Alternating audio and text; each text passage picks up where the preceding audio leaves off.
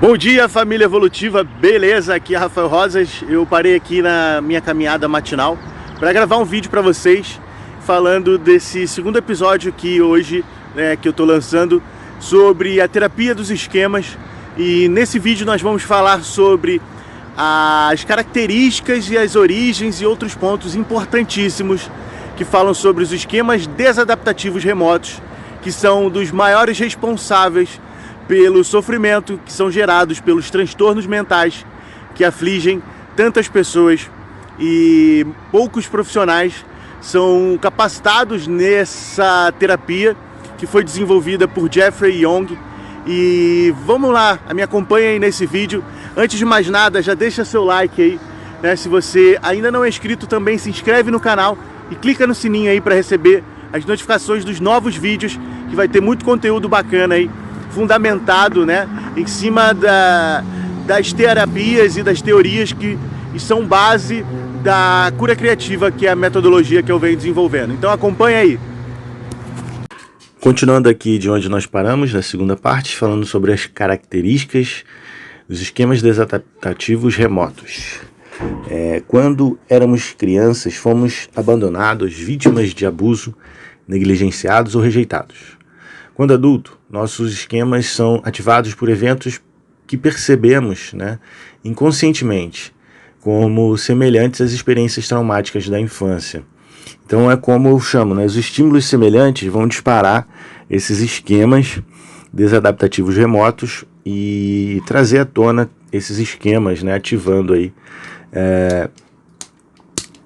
tudo isso que traz esse sofrimento. Então, quando um desses esquemas é ativado, você pode experimentar uma forte emoção negativa, como aflição, vergonha, medo ou raiva. E nem todos os esquemas fundamentam-se em traumas ou maus tratos na infância.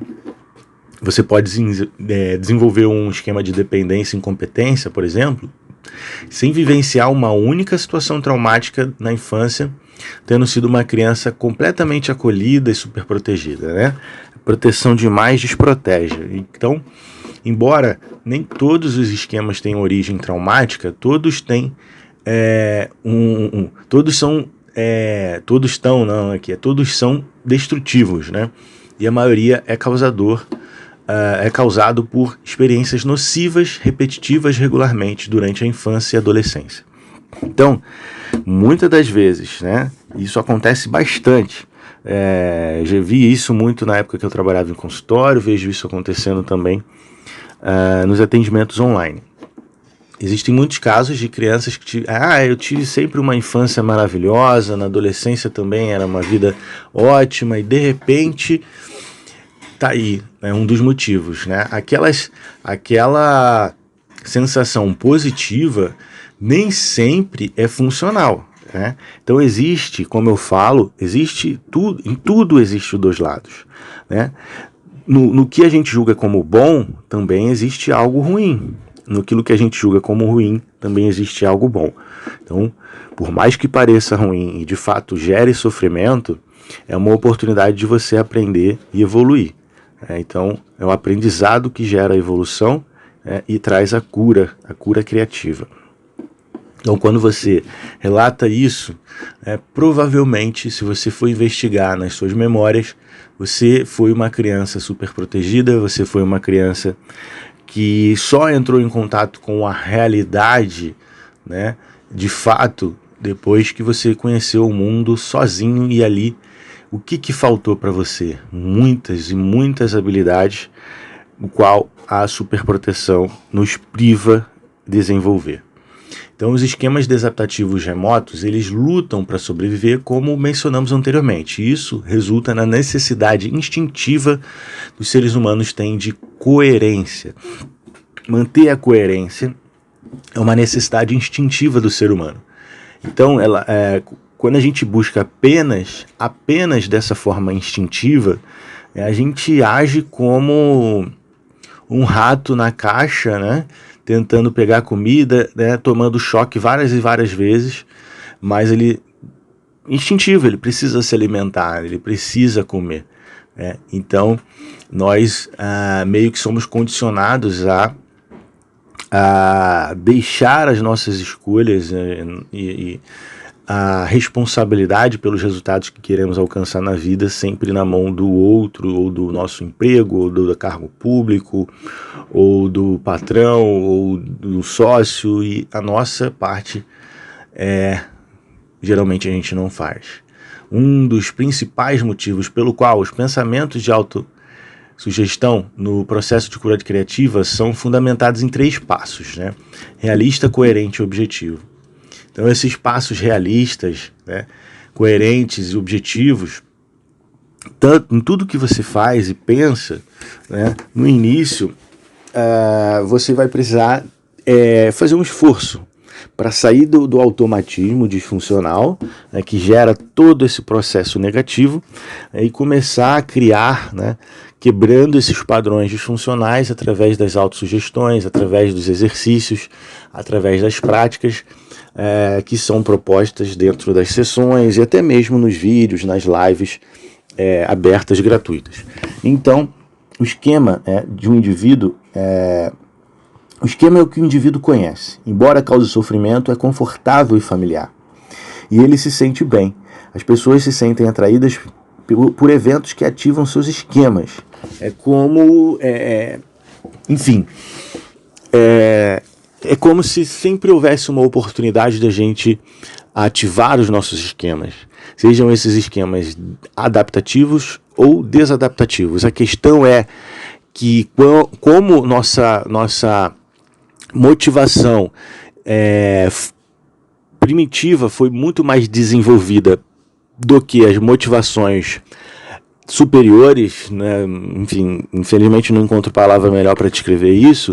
Superiores não no sentido de serem melhores, mas no sentido de estarem ligadas a áreas mais desenvolvidas do nosso cérebro, tá? Não apenas ao cérebro reptiliano, que é o mecanismo de luta e fuga, ou seja, você é sempre adestrado, vamos dizer assim, né? Através de técnicas que vão estar ativando esse aprendizado voltado para a motivação de fugir de um problema, evitar uma dor.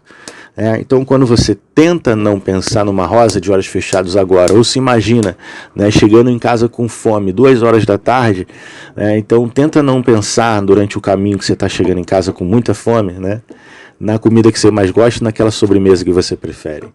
É praticamente impossível não pensar em alguma coisa. Nossa mente foi feita para pensar, e tentar não pensar em alguma coisa já de fato é pensar nessa coisa que a gente deseja não pensar.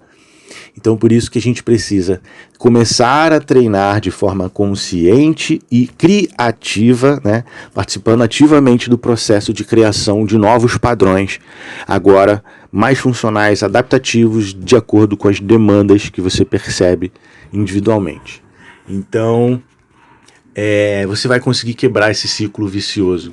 Dentro do processo da cura criativa, identificamos ou produzimos dados de realidade que gerem sentimentos de bem-estar.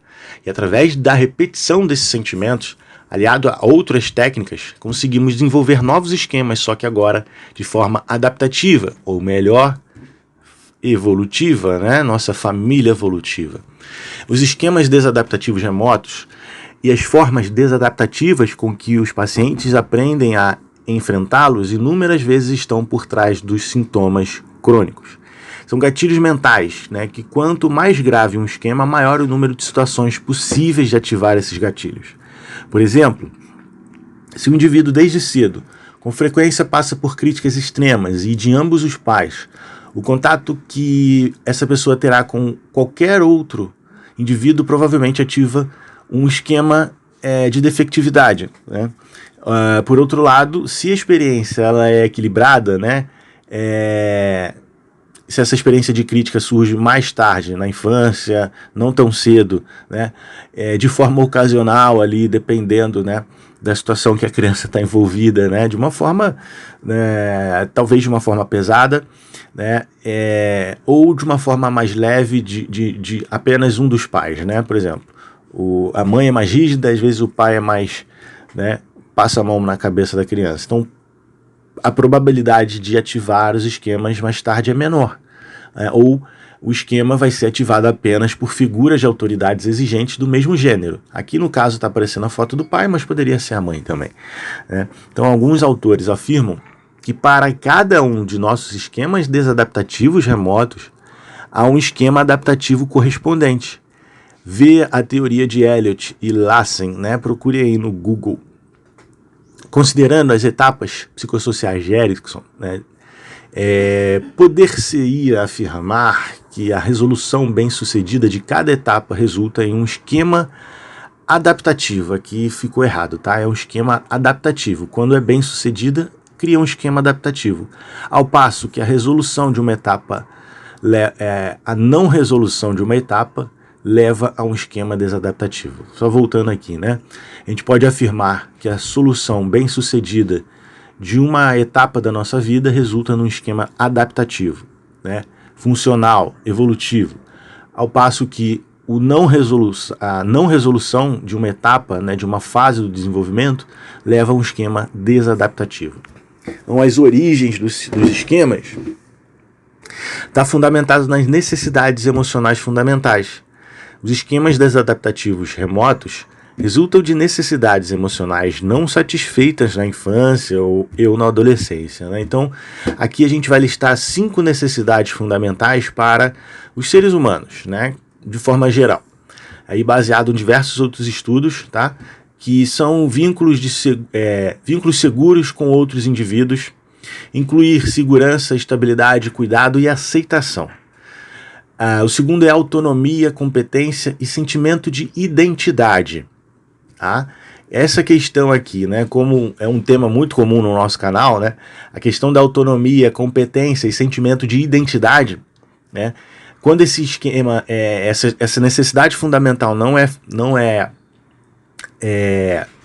satisfeita, né, está muito ligado aí a tipos de toque, a temas, melhor dizendo, temas de transtorno obsessivo compulsivo e estão ligados à identidade, né, como o transtorno obsessivo compulsivo de tema de orientação sexual, ou o tema de agressividade, ou o tema religioso, que tem a ver com a sua construção de identidade a partir de um modelo do que é certo ou errado, seja do que é certo como homem ou mulher, seja o que é certo como uma pessoa que, né, segue uma religião ou outra, seja o que é certo na sua, em relação a pensamentos proibidos e tabus, como a gente viu num dos vídeos onde eu falo sobre o diagnóstico do toque no canal Família Evolutiva. Então, o terceiro aqui é liberdade de expressão, necessidades e emoções válidas. O quarto é espontaneidade e lazer. O quinto tem limites realistas e controle, né? Partimos do princípio que essas necessidades são universais. 2 pontos em todas as pessoas existentes, né? Não é 2 pontos, né? Enfim, saiu errado aqui na hora da digitação, mas então, em todas as pessoas existem alguns desses pontos, né? Então, são pontos universais. São características do ser humano para que ele tenha um bom desenvolvimento individual, né? Para que ele possa participar do coletivo e agir dentro do coletivo de uma forma também funcional. Alguns apresentam necessidades mais fortes, né? Do que outros. Então, isso vai caracterizar aí também a questão da característica genética, de memória congênita, né? Enfim, e características espirituais do indivíduo. Já que a gente entende que a metodologia cura criativa é uma metodologia holística que vê o ser humano como um ser trino, né? Um ser físico, um ser psicológico e um ser espiritual. Então, um indivíduo psicologicamente saudável é aquele que consegue satisfazer de forma adaptativa as necessidades emocionais fundamentais, né? Adaptativas e... saiu aqui do ponto. Adaptativas, né? E também de uma forma ativa dentro do processo de criatividade, né, e evolução. A interação entre o temperamento inato da criança e o primeiro ambiente resulta na frustração em lugar da gratificação dessas necessidades básicas. Qual é o objetivo da terapia? É ajudar os pacientes a encontrar formas adaptativas de satisfazer suas necessidades emocionais fundamentais. Então, as primeiras experiências de vida, experiências nocivas, configuram a origem básica dos esquemas desadaptativos remotos, que se originam na família nuclear. Então, entendendo que experiências nocivas nem sempre são experiências percebidas como negativas, tá? Como eu falei sobre a questão da superproteção, né?